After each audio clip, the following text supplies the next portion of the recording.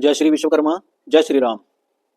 साथियों, इस प्रकार जब ईला देवी ने भगवान श्री विश्वकर्मा का व्रत किया है, पूजन किया है, जब तप किया है, तो उससे फल यह मिलता है कि उसका विवाह इलाचल के साथ हो जाता है। यह जो इलाचल है, पहले इसका नाम लोहकुट था और फिर इसका नाम हेमकुट पड़ा। और अब जब ईला देवी के साथ इसका विवाह हो जाता है तो ईला देवी के साथ चलने के कारण इसका नाम अब इलाचल पड़ा। यह जो पर्वत है, यह इलाचल पर्वत कहलाया गया है। और ईला देवी को अपने जब तप का फल मिल जाता है। अब ईला देवी और इलाचल, यह दोनों भगवान श्री विश्वकर्मा के परम उपासक हैं, परम भक्त हैं, और यह प्रतिदिन भगवान श्री विश्वकर्मा की भक्ति में ही लीन रहते हैं। अपनी गुफा में यह जो पर्वत है इलाचल, यह पूजा की तैयारियां करता है और ईला देवी वन से पुष्प लेकर आती है, सुंदर ताजे खुशबूदार फूल लेकर आती है। यह ईला देवी हर रोज भगवान श्री विश्वकर्मा की पूजा के लिए वन से पुष्प लेने जाती थी।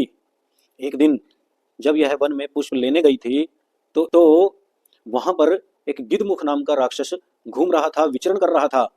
और उस गिद्धमुख नाम के राक्षस की नजर ईला देवी पर पड़ती है और ईला देवी को देखकर उस राक्षस के मन में दुष्विचार आते हैं। वह ईला देवी के प्रति अपने मन में दुष्विचार पाल लेता है।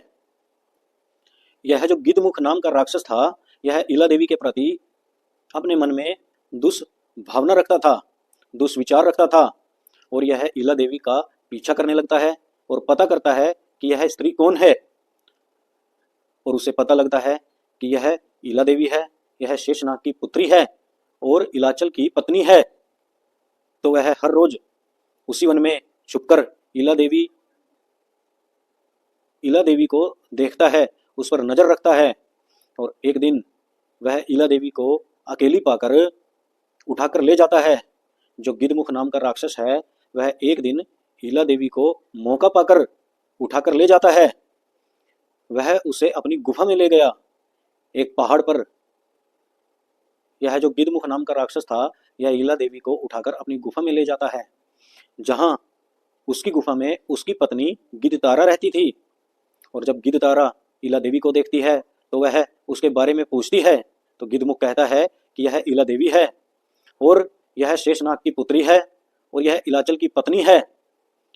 मैं इसको अपनी पटरानी बनाऊंगा। ऐसी सुंदर स्त्री का पहाड़ पर क्या काम है? यह अब मेरी गुफा में रहेगी और मेरी पटरानी बनकर रहेगी। तुम इसका ध्यान रखना। तब गिद्धतारा अपने पति गिद्धमुख से कहती है कि यह आपने पाप किया है, यह आपने धर्म का कार्य नहीं किया, यह तो आपने अधर्म किया है। यह किसी की पत्नी है और किसी की पुत्री है।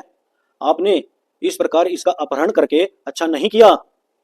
और जो वह गिद्धमुख नाम का राक्षस होता है, वह अपनी पत्नी को धमकाता है, डराता है कि यदि तूने इसका ख्याल ना रखा और इसको कहीं भागने दिया तो मैं इसकी हत्या कर दूंगा, मैं इसको मार डालूंगा। तो गिद्धतारा बेचारी क्या करती? तो जो यह गिद्धतारा होती है, यह कुछ नहीं कर पाती और यह मजबूरी में अपने पति की आज्ञा का पालन करती है। परंतु गिद्धतारा का मन बहुत ही अच्छा था, वह मन से बहुत अच्छी थी। वह ईला देवी को कहती है कि बहन, तुझे घबराने की आवश्यकता नहीं है, भगवान तुम्हारी सहायता करेंगे।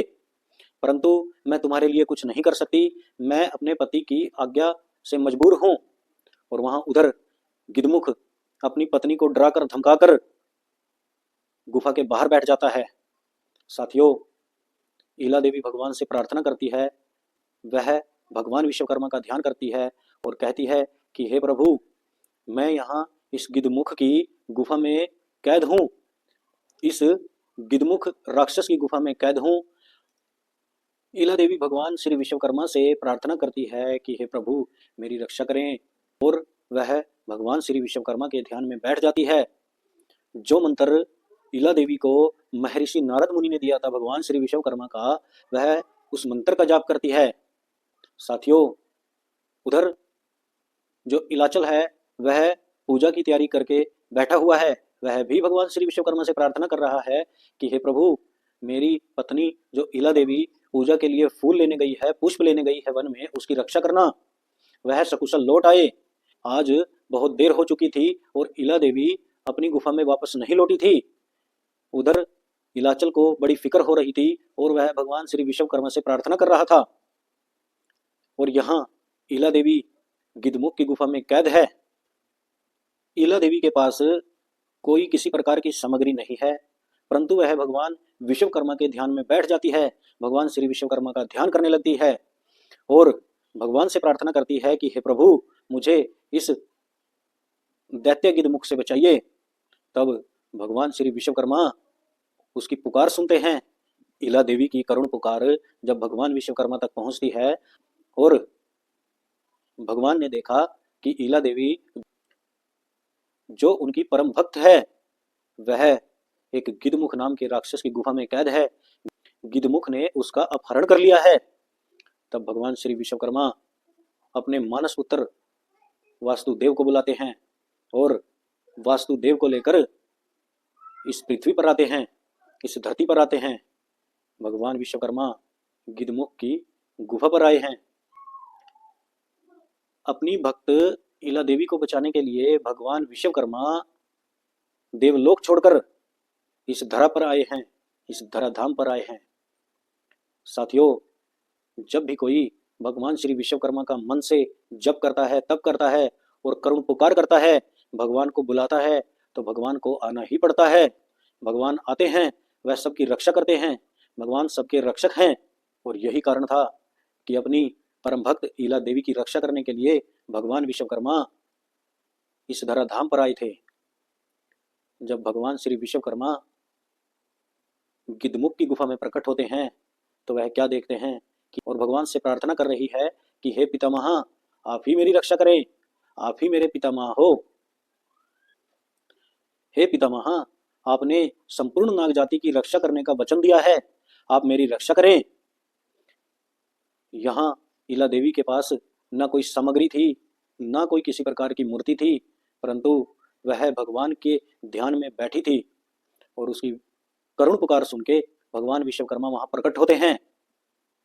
जब भगवान श्री विश्वकर्मा गिद्धमुख की गुफा में प्रकट हुए हैं तब भगवान की तेजोमय किरणों से गिद्धमुख की गुफा में हजारों सूर्यों के समान प्रकाश उत्पन्न होता है और इला देवी भगवान के आने पर बहुत प्रसन्न होती है और वह भगवान को प्रणाम करती है। तब भगवान विश्वकर्मा अपने मानस पुत्र वास्तु पुरुष को कहते हैं कि वासुदेव, तुम इस दुष्ट गिद्धमुख को बंदी बना लो। तब वासुदेव भगवान विश्वकर्मा की आज्ञा पाकर उस दुष्ट राक्षस गिद्धमुख को बंदी बना लेते हैं। भगवान जब इला देवी को बचाने के लिए प्रकट हुए हैं तो उनका स्वरूप कैसा था? भगवान चतुर्भुज थे, भगवान के हाथों में सभी अस्त्र शस्त्र थे, माथे पर त्रिपुंड था, शीश पर स्वर्ण रतन जड़ित मुकुट था और भगवान पीतांबरधारी थे। भगवान का यह बड़ा ही दिव्य, बड़ा ही तेजोमय रूप देखकर इला देवी की आंखों में आंसू आ जाते हैं। वह भगवान श्री विश्वकर्मा को प्रणाम करती है और उनके उधर इला देवी की बेड़ियां अपने आप टूट जाती हैं। इला देवी गिद्धमुख की कैद से मुक्त हो जाती है और वासुदेव इस गिद्धमुख को बंदी बनाकर भगवान विश्वकर्मा के सामने लाते हैं। यह सब देखकर जो गिद्धमुख की पत्नी थी गिद्धतारा, वह भगवान से प्रार्थना करती है, वह भगवान के चरणों में गिर जाती है कि आप, हे प्रभु, आप मेरे पति को मत मारिए। तो भगवान विश्वकर्मा अब गिद्धमुख को नहीं मारते। वह भगवान विश्वकर्मा कहते हैं कि इस दुष्ट राक्षस ने एक पतिव्रता स्त्री पर बुरी नजर डाली है, इसने बहुत बड़ा अपराध किया है, यह क्षमा के योग्य कदापि नहीं है। इस दुष्ट ने अपनी आंखों से अपराध किया है, इस दुष्ट की आंखें फोड़ दो, इस दुष्ट की दोनों आंखें फोड़ दो। और वासुदेव उस दैत्य गिद्धमुख की दोनों आंखें फोड़ देते हैं, उसे अंधा बना देते हैं और उस दैत्य गिद्धमुख की दोनों आंखें फोड़कर उसे तड़पने के लिए छोड़ देते हैं, क्योंकि उस दैत्य ने एक पतिव्रता स्त्री पर बुरी नजर डाली है, उसका अपहरण किया है, जो कि कदापि क्षमा के योग्य नहीं है। भगवान श्री विश्वकर्मा कर्म के देव हैं, जो जैसा कर्म करेगा उसको वैसा ही फल देंगे। जय श्री विश्वकर्मा, जय श्री राम।